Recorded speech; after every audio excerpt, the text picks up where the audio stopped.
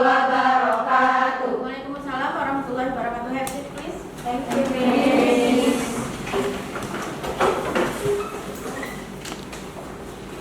Oke, girls, apa kabarnya hari ini? Oke, siap untuk belajar kembali, siap untuk mendapatkan ilmu yang baru? Siap. Oke, baik. Hari ini kita akan mulai pembelajaran. Tapi sebelum kita mulai pembelajarannya, ada baiknya kita berdoa terlebih dahulu. Hafizah, minta tolong untuk dipimpin doanya. Baiklah teman-teman, sebelum kita memulai pembelajaran kita hari ini, kita akan berdoa bersama-sama. Berdoa dimulai. Bismillahirrahmanirrahim. Rabbi zidni ilm. Oke, baik. Sebelum kita memulai, sebaiknya kita merapikan meja kita. Alhamdulillah sudah rapi semua. Boleh dicek dulu sampah-sampahnya di bawah meja agar kita dapat belajar dengan baik, tenang, dan bersih. Oke? Nafifah, boleh tolong dibersihkan? Baik. Oke, baik. Hari ini kita akan mulai pembelajaran kita di bab terbaru, yaitu tentang materi genetika. Apakah kalian sudah pernah mendengar tentang genetika? Kira-kira menurut kalian apa itu genetika?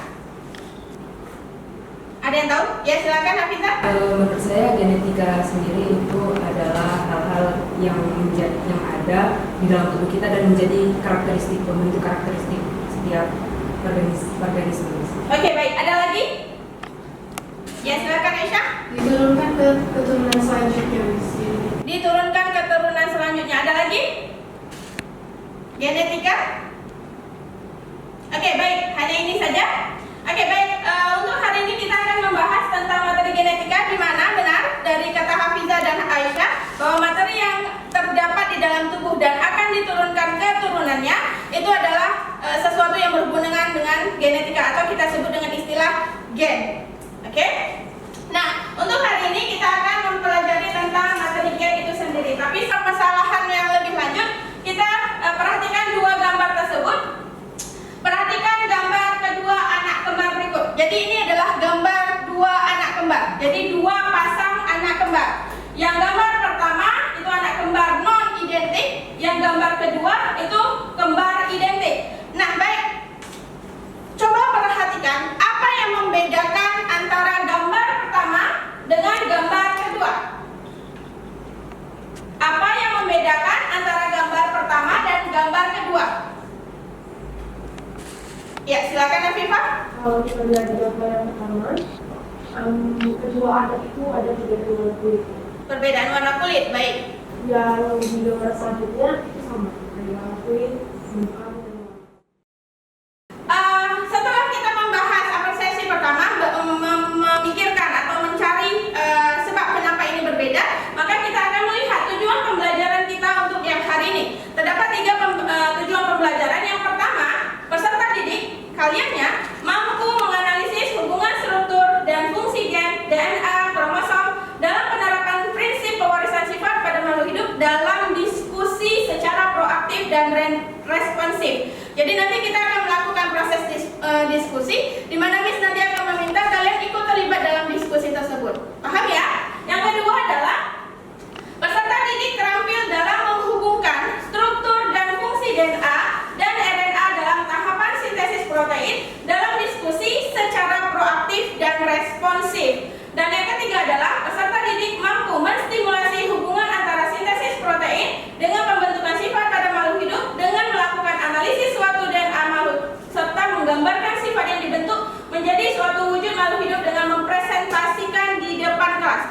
Jadi nanti pada akhirnya setelah kalian melakukan diskusi, Miss akan berharap kalian bisa mempresentasikan hasil diskusi tersebut di depan kelas bersama-sama. Paham ya? Penumpang dan awak pesawat Lion Air JT610 semakin tipis. Hari ini keluarga korban diminta untuk melakukan Baik. tes. Kira-kira berikut adalah pertanyaan yang akan kalian jawab secara diskusi, ya, baik, secara diskusi berkelompok. Mengapa DNA dapat menjadi bahan identifikasi terhadap suatu benda?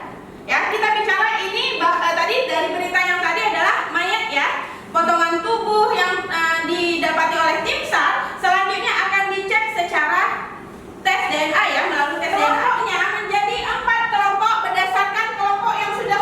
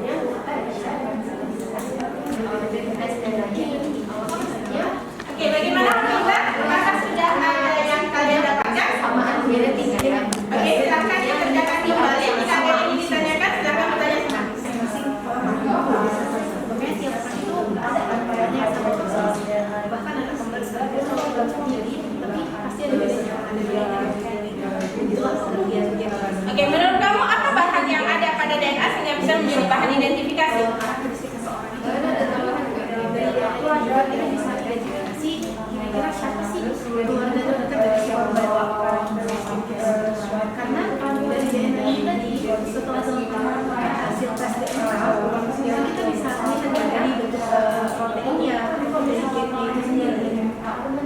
Jadi mana yang paling mirip dengan DNA? Jadi kalau strukturnya mirip, Jadi menurut kalian bahwa di setiap benda baik hidup atau bermati itu terdapat komponen DNA yang pada akhirnya bisa digunakan sebagai bahan identifikasi. Oke, baik, lanjutkan. jawab soal yang dari video sebelumnya kami sudah jawab, udah coba diskusi sama-sama. Dan sekarang kami mau lanjut ke soal selanjutnya. Oke, menurut kalian apa yang kalian akan tulis sebagai hasil dari diskusi kalian? Mengapa DNA dapat menjadi bahan identifikasi? Kami bakal tulis apa pengertian dari DNA sama perbedaannya sama virus. Terus keterkaitan di antara kedua hal ini dan penghubungnya itu apa terhadap tes DNA. Oke, baik. Nah, hubungkan dengan kenapa DNA tersebut dapat digunakan sebagai pencarian atas informasi benda tersebut. Kalian sudah benar mendapatkan diurai satu sama lain, selanjutnya nanti digabungkan. Maka perkiraannya adalah sebanyak itu saja. Bukan, jadi total dari seluruh kromosom yang ada di tubuh manusia. Tapi itu masih manusia saja ya. Sama yang Akan menyiapkan satu pertanyaan yang berhubungan dengan informasi yang diperoleh oleh kelompok sebelumnya ya, yang maju ya. Paham? Jadi masing-masing kelompok yang Nah, jadi kami dari kelompok 3 bakalan mempresentasikan hasil diskusi dari kelompok kami. Kenapa hal demikian bisa terjadi? Itu tuh dikarenakan DNA mengandung gen. Nah, gen ini sendiri memberikan karakter khusus untuk setiap organisme. Sehingga semakin banyaknya jumlah gen, maka akan membawa informasi yang lebih banyak. Dan gen sendiri adalah sesuatu yang akan diturunkan ke keturunan selanjutnya. Maka jika dua orang memiliki banyak kesamaan gen, maka dapat disimpulkan bahwa dua orang tersebut memiliki hubungan kekeluargaan yang lebih dekat.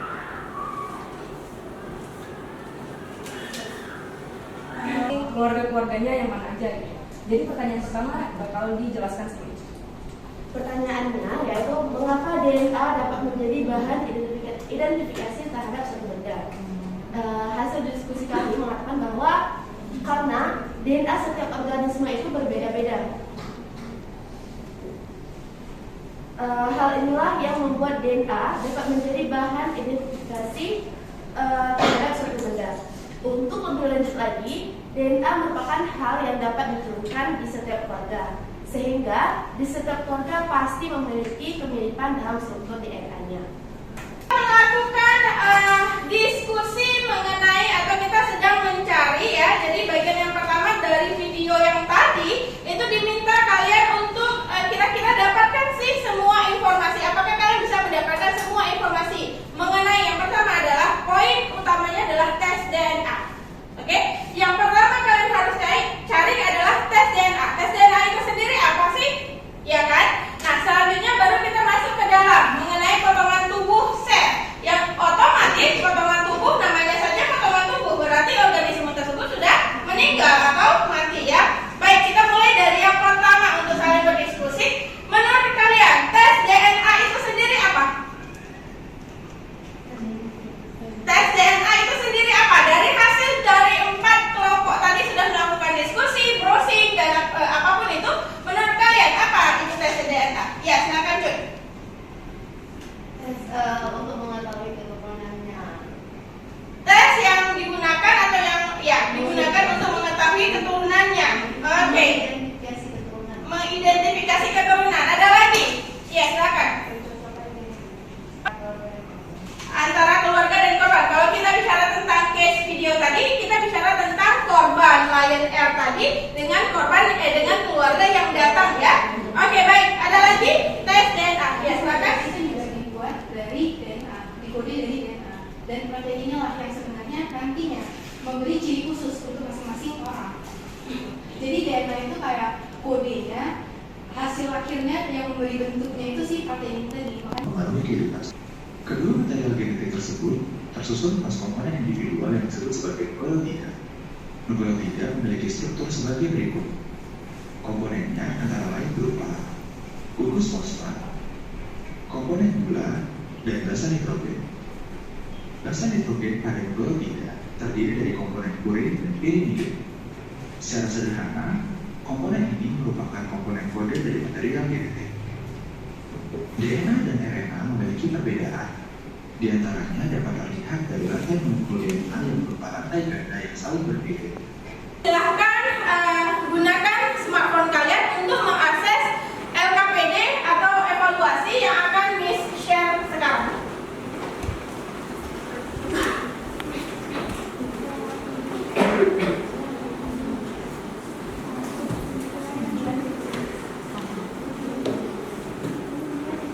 Oke, baik.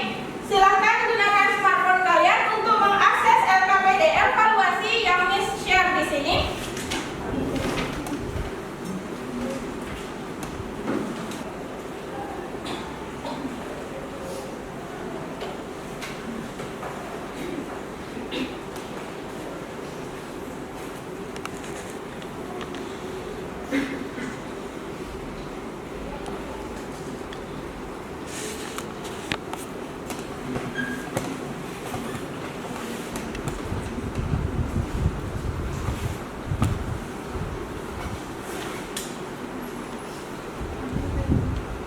Maka kita akan menarik satu kesimpulan, ya, kesimpulan utama dari materi yang akan kita bahas ini. Kira-kira siapa yang bisa memberikan kesimpulan apa saja sih yang kita peroleh hari ini?